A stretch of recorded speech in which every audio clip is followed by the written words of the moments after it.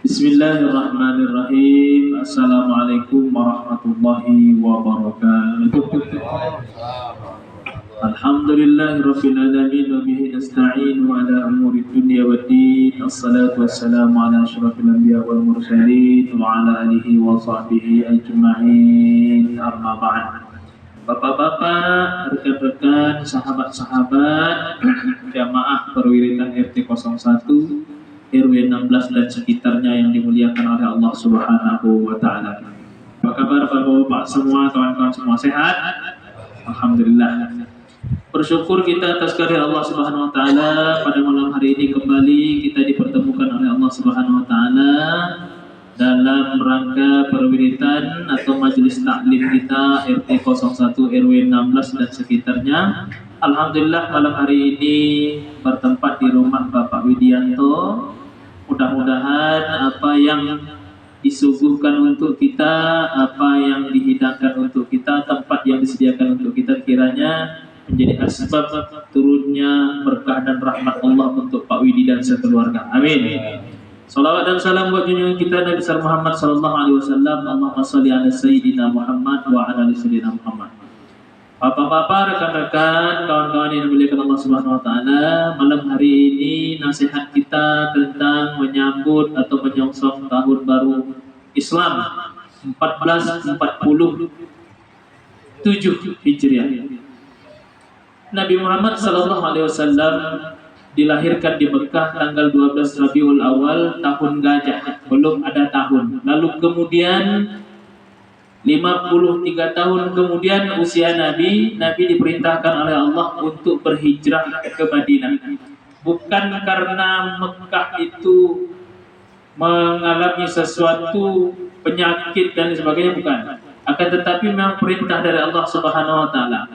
Ada latar belakang lain kenapa Nabi hijrah itu. Yang pertama, Mekah pada saat itu memang sudah tidak aman untuk ditinggali oleh Nabi. Kenapa?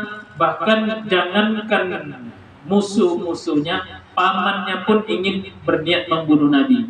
Nah, itulah pamannya Abu Lahab, Abu Jahal, itu paman dekat.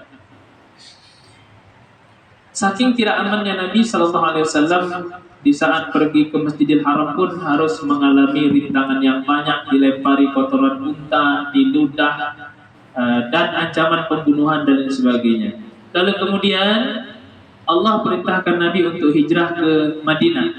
Usia Nabi saat hijrah itu 53 tahun, Bang. Artinya Nabi Islam sudah hadir 13 tahun. Nabi berdakwah di Mekah itu lamanya 13 tahun. Selama Nabi di Mekah itu tidak ada perintah tentang beribadah, tidak ada perintah bagaimana menutup aurat, tidak ada perintah tentang harta waris, tidak ada perintah puasa dan sebagainya. 13 tahun Nabi di Madinah itu fokus tauhid, bagaimana menyembah Allah, bagaimana mengesahkan Allah, jangan menyekutukan Allah dan sebagainya. Itulah kenapa ayat-ayat Al-Quran itu yang pendek-pendek itu semuanya rata-rata turun di Mekah. Contoh, Qul huwallahu ahad, Allahus samad sampai habis. Qul huwallahu ahad itu artinya katakanlah Allah itu esa, satu. Allahus samad, Allah tempat bergantung segala sesuatu. Ayat-ayat pendek itu berkaitan dengan tauhid semua. Lalu kemudian di usia 53 tahun Nabi hijrah ke Madinah. Sampai di Madinah barulah ada perintah puasa, barulah ada perintah sholat dan seterusnya. Ya ayyuhalladzina amanu kutiba alaikumussyam, wajib sholat, wajib puasa, itu semua turun di Madinah. Artinya 13 tahun pembinaan di Mekah itu hanya untuk akidah iman. 10 tahun Nabi di Madinah itu untuk syariat, beribadah. Ayat yang panjang-panjang itu semua rata-rata turun di Madinah. Nah, Nabi hijrah dari Mekah ke Madinah karena Mekah pada saat itu tidak aman untuk ditempati oleh Nabi. Nah, hijrah kita hari ini, Bang Ian, bukan lagi seperti Nabi. Nabi meninggalkan Mekah pergi ke Madinah. Nanti ada budak jamaah kita pindah ke Arbes, saya gitu kan. Ada yang di luar tuh pindah ke Arbes dulu, balik lagi ke sini. Nah, mana orangnya, ada orangnya. Ya, hijrah ke Arbes gitu. Jadi tidak ada alasan kita untuk meninggalkan Kerinci ini. Kenapa? Semua masjid di Kerinci ini mana kita masuk kita boleh sholat di dalamnya, tidak perlu dengan rintangan yang sulit, kita boleh sholat. Maka tidak ada alasan kita meninggalkan terutama Republik Indonesia ini. Aman damai kita sholat di sini, aman damai kita beribadah di sini.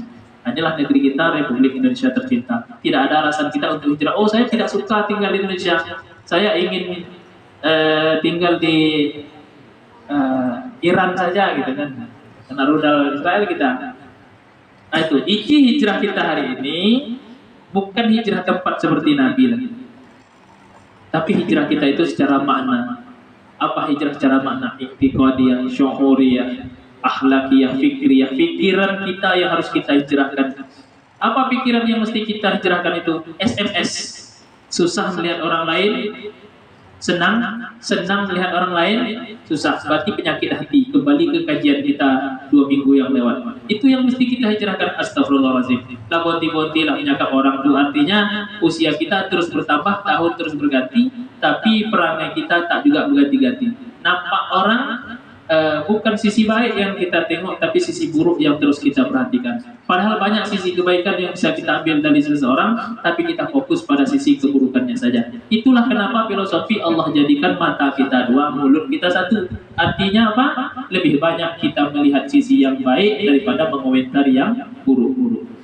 Nah, itu. Kemudian akhlakiyah. Akhlakiyah itu berkaitan dengan keimanan kita, akidah kita, berkaitan dengan akhlak kita. Ya, jangan minum sambil berdiri, la tasrabanna ahadukum qa'iman, jangan makan sambil berdiri. Memang tak salah, makan minum berdiri ya tak salah, tidak ada dosa. Tapi Nabi tak suka. Sama dengan perkara cerai. Abghadul halal ilallah ya tolak. Perkara yang halal Allah tak marah. Artinya orang bercerai itu tak berdosa, orang bercerai itu. Tapi Allah tak suka. Nah, itulah dia. Sama dengan minum, makan dengan sambil berdiri. Allah tak suka, tapi tak masalah. Kemudian i'tiqadiyah, keyakinan. Keyakinan itu yang kita hidup di era modern. Hari ini tak perlu lagi kita percaya dengan hal-hal yang buruk yang berkaitan dengan kekuatan-kekuatan magic, dukun dan lain sebagainya. Tak perlu lagi, karena kita yakin semuanya kita percayakan kepada Allah Subhanahu wa taala. Mungkin hijrah kita hari ini adalah hijrah secara makna, bukan berarti berubah kepada sesuatu yang sudah baik. Hari ini saya tidak ikut pengajian wirid yasin lagi. Kenapa? Saya sudah hijrah. Wah, itu hijrahnya hijrah yang salah. Meninggalkan pengajian wirid yasin, lalu menyendiri di rumah, takut banyak berbuat dosa. Semakin sering berkumpul, semakin banyak dosa terjadi. Maka ini tidak bisa dibenarkan. Artinya kalau kita berkumpul dengan orang salah, mungkin dosa yang akan kita dapat. Tapi kalau berkumpul dengan wajah-wajah soleh, Ahmad, Bang Tutri, Pak Nasrul, wajah-wajah soleh, semua insya Allah, maka bertambah pula keimanan kita kepada Allah Subhanahu Wa Taala. Mudah-mudahan dalam menyongsong tahun baru Islam 1447 Hijriah kali ini, kita segenap